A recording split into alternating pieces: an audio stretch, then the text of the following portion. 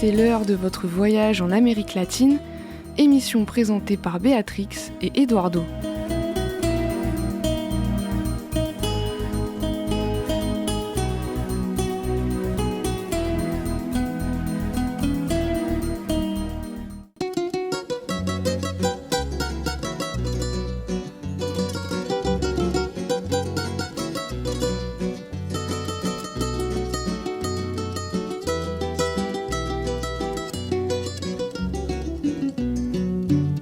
No te asombres si te digo lo que fuiste, una ingrata con mi pobre corazón, porque el fuego de tus lindos ojos negros alumbraron el camino de otro amor. Y pensar que te adoraba ciegamente, que a tu lado como nunca me sentí, y por esas cosas raras de la vida, sin el beso de su boca yo me vi, amor de mis amores, reina mía que me... Au sommaire de cette semaine, nous allons vous parler de l'Argentine, nous allons vous parler de la Colombie, de Venezuela, aussi un communiqué de Paris très intéressant.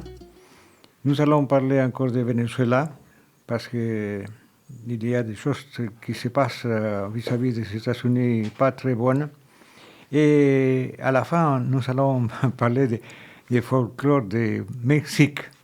Je laisse la parole à Béatrice pour nous parler de l'Argentine. Oui, concernant les élections du 26 octobre dernier. Des données des gagnants, des perdants et une forte abstention. Analyse de la victoire inattendue du gouvernement Milei. Une victoire inespérée d'autant plus qu'il était dans une situation difficile. Une défaite marquée du péronisme qui n'est plus une surprise et une abstention électorale au plus haut depuis 1983. Les élections du 26 octobre 2025 ont été source de surprise et ont donné du grain à moudre aux commentateurs. Personne ne s'attendait à une victoire du gouvernement Milei, comme personne ne s'attendait à la victoire écrasante du péronisme le 7 septembre dans la province de Buenos Aires. La crise de la représentation politique continue de remodeler le champ électoral, où il n'y a plus de 2 grands pôles, mais 3 blocs distincts, qui ne représentent pas la totalité des électeurs.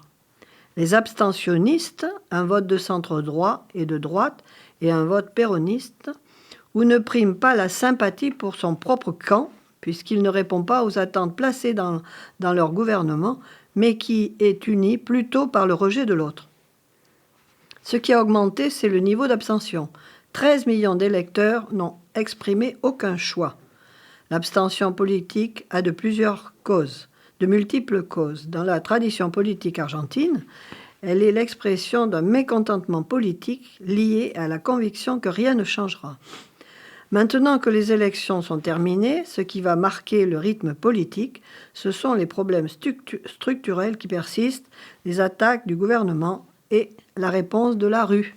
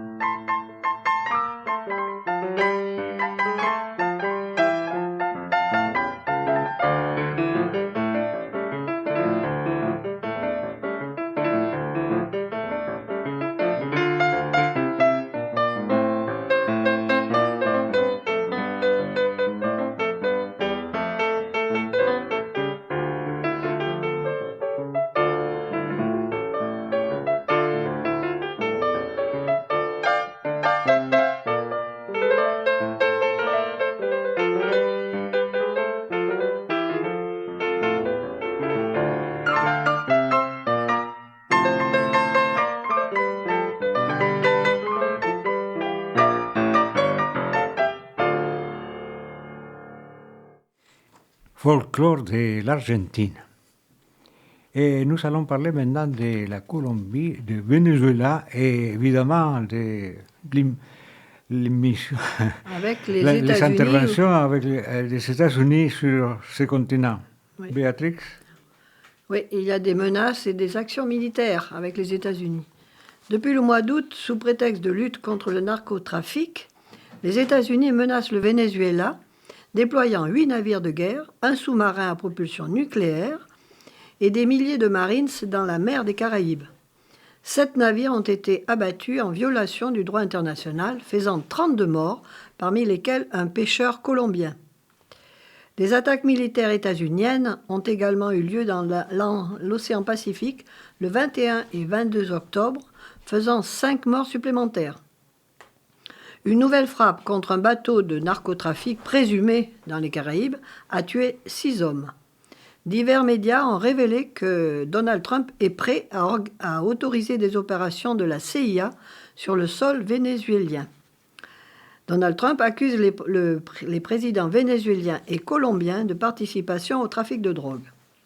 Le président colombien Gustavo Petro a affirmé que les États-Unis avaient violé l'espace maritime de son pays et tué un pêcheur au cours de leur déploiement militaire dans les Caraïbes, présenté comme une opération contre les narcotrafiquants. Des fonctionnaires du gouvernement états-unien ont commis un assassinat et violé la souveraineté de nos eaux territoriales, a fustigé le président Petro.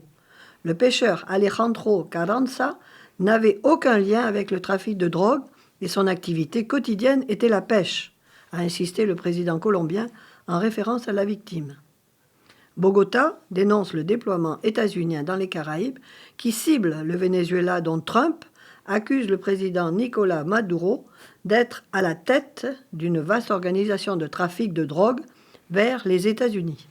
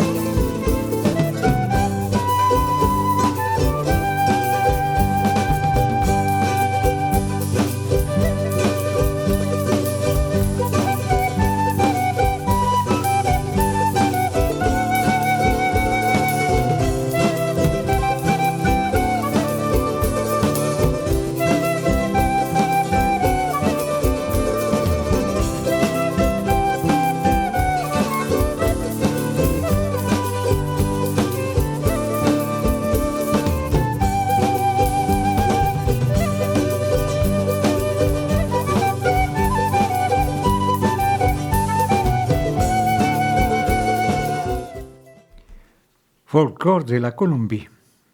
Mais c'est vrai qu'il y a beaucoup de l'interférence états-unienne dans notre continent latino-américain. Il y a même un petit article dans le Canard enchaîné qui nous dit « Trump, pirate des Caraïbes.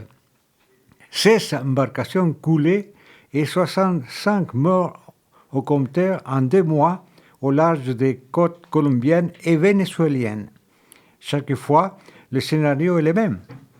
Donald Trump et son secrétaire à la guerre, Pete Hegseth, se réjouissent que l'aviation des États-Unis ait fait un nouveau carton et ils publient, à l'appui de leurs propos, sur les réseaux sociaux des vidéos de vedettes rapides ciblées, puis pulvérisées par un missile comme dans un jeu vidéo.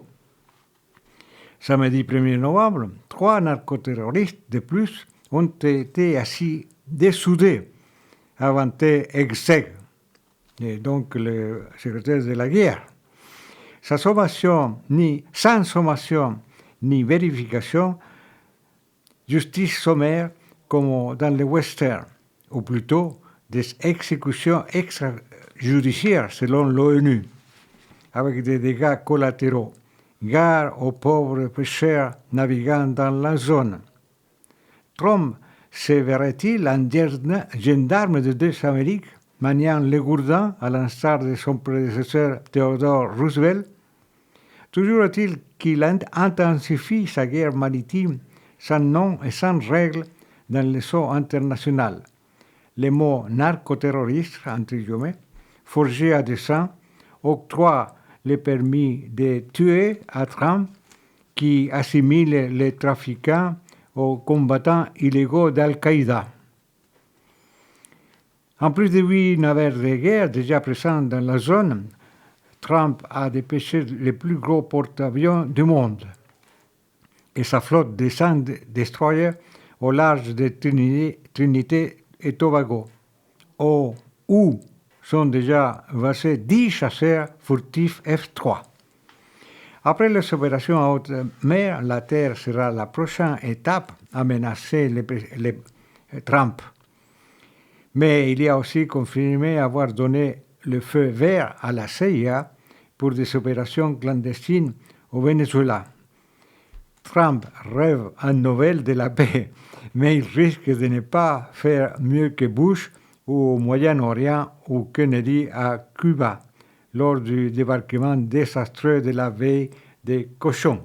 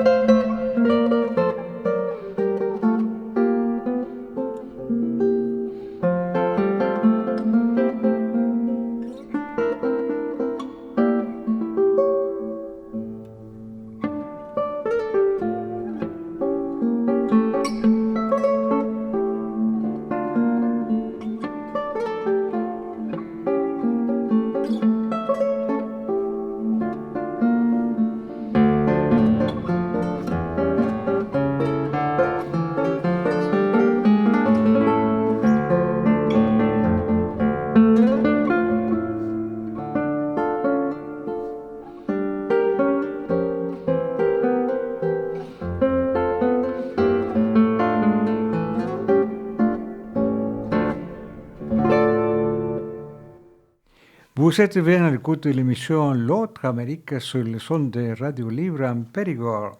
Et nous allons continuer à parler de ces problèmes entre les deux pays, surtout Venezuela et la Colombie, avec les États-Unis, n'est-ce pas, Béatrix? Oui, c'est un communiqué de France Amérique latine. Non aux menaces de Donald Trump et aux actions militaires états-uniennes en mer de Caraïbes. À peine refermé le chapitre par lequel le président états-unien a tenté de se projeter comme faiseur de paix au Moyen-Orient, Donald Trump revient aux fondamentaux de l'interventionnisme musclé pour contrôler son arrière-cour. En effet, depuis le mois d'août, le déploiement de 7 navires de guerre, d'un sous-marin à propulsion nucléaire et des milliers de Marines dans la mer de Caraïbes place sous tension l'ensemble des Caraïbes. Sous des prétextes fallacieux de lutte contre le narcotrafic et aux violations du droit international, c'est d'abord le Venezuela qui est dans la ligne de mire.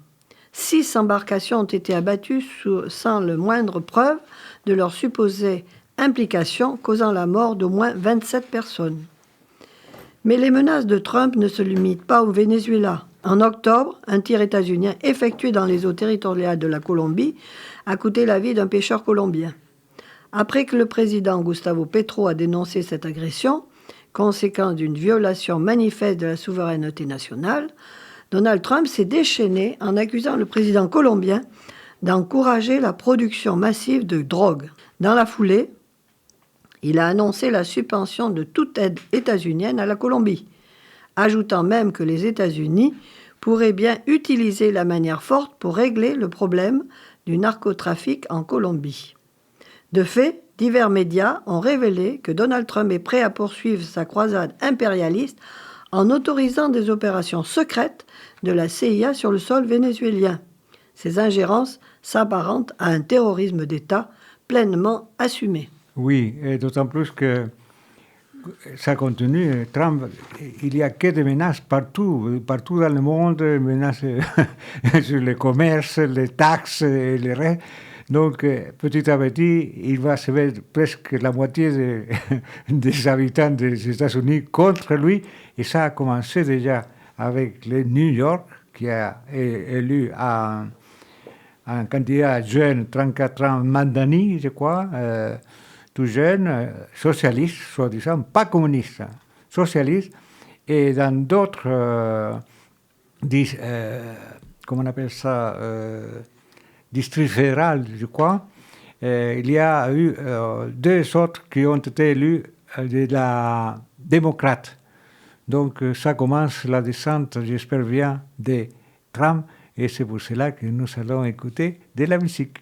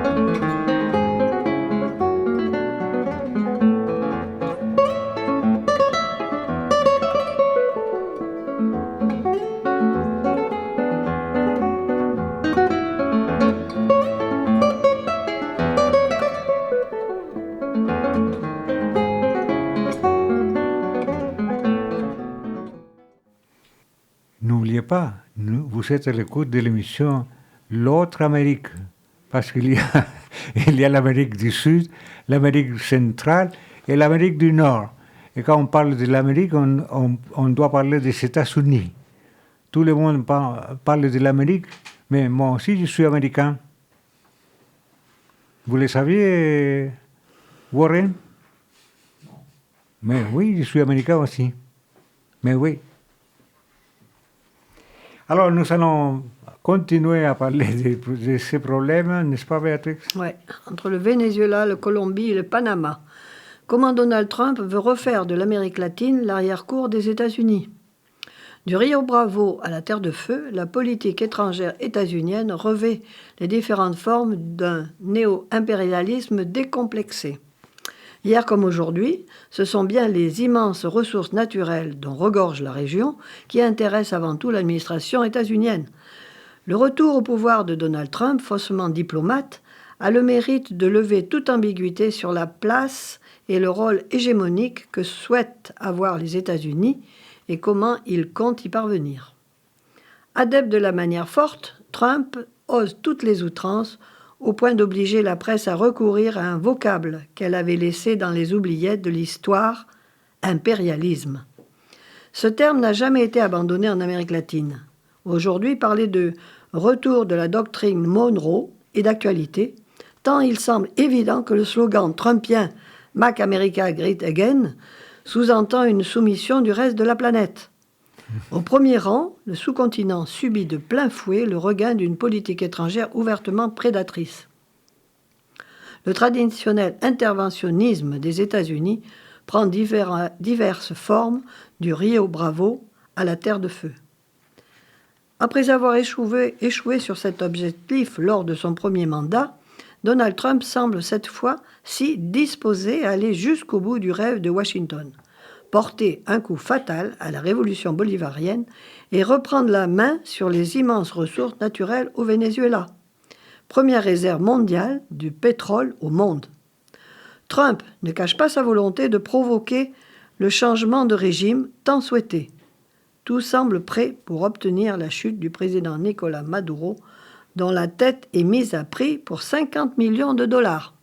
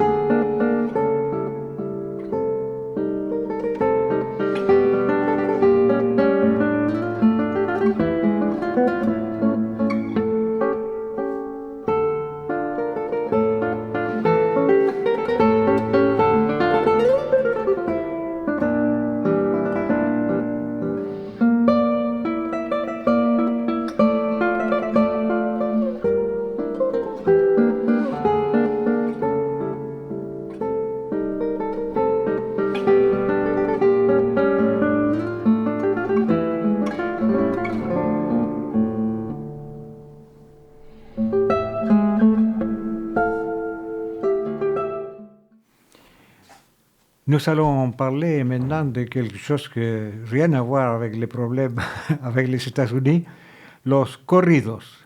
Oui, ce sont des chansons prohibées que le Mexique adore. Los corridos sont des ballades chantées au Mexique, fruit de la musique régionale mexicaine. Mais il en existe de toutes sortes. Les classiques, originaires du Nord, et les belliqueux, batanguères, ou tumbado, qu'on appelle parfois narco. Leurs paroles racontent des histoires entre fiction et réalité. Dans le contexte de la violence qui sévit au Mexique, celles qui font des allusions au crime organisé dérangent. Elles sont accusées de romantiser la violence, la drogue et le narcotrafic.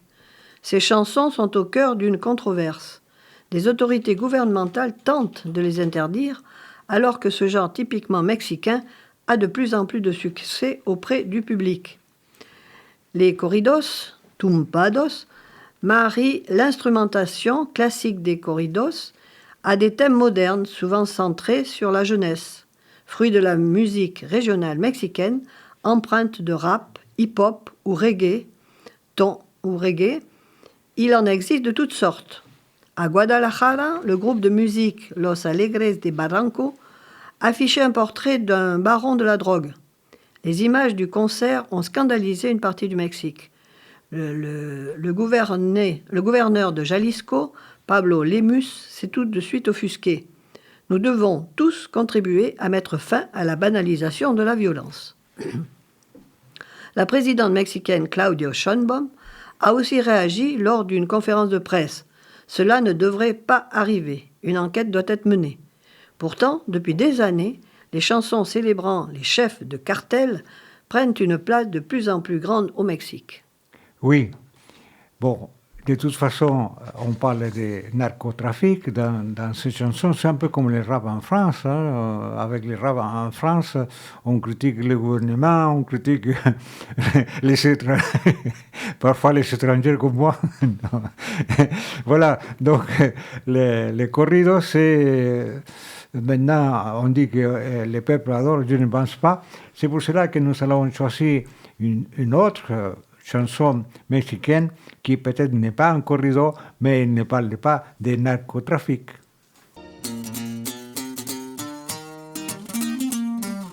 Casi 14 años sin ir a mi tierra, a donde nací.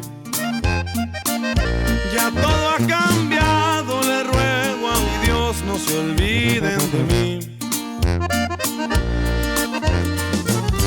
Se murió mi madre y dice mi padre que ya está muy viejo y no quiere venir. Y yo sin poder ir, y yo sin poder ir.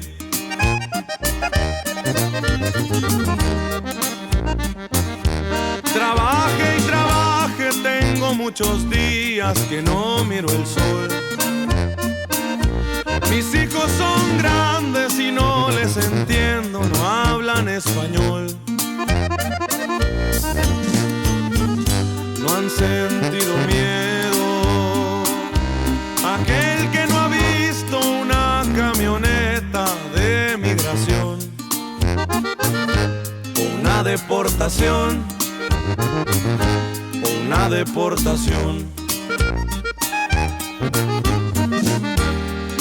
De botitas y sombrero me miran seguido por el freeway. Jardinero, cocinero, igual me la rifo, dirán anyways. Y aunque me miren pa' abajo, la cara levanto empinándome un bote. Voilà, avec des rythmes de corrido mexicain, notre émission touche à sa fin. Nous vous donnons rendez-vous la semaine prochaine pour continuer à découvrir ou de redécouvrir des aspects de ce continent avec des corridos, des tangos, des salsa et d'autres musiques de ce continent. Merci à Béatrice qui nous a livré des infos latino-américaines contre les États-Unis. Merci à Antoine, à la technique, et accompagné de Warren. Muchas gracias, hasta pronto. Fácil y menos acá lo que dicen no es cierto. No más de acordarme las miles de cruces que viene el desierto. Las noches son tristes, pensando y pensando en los que se quedaron, se me pasa el tiempo. Y en ver a mi viejo, y en ver a mi viejo.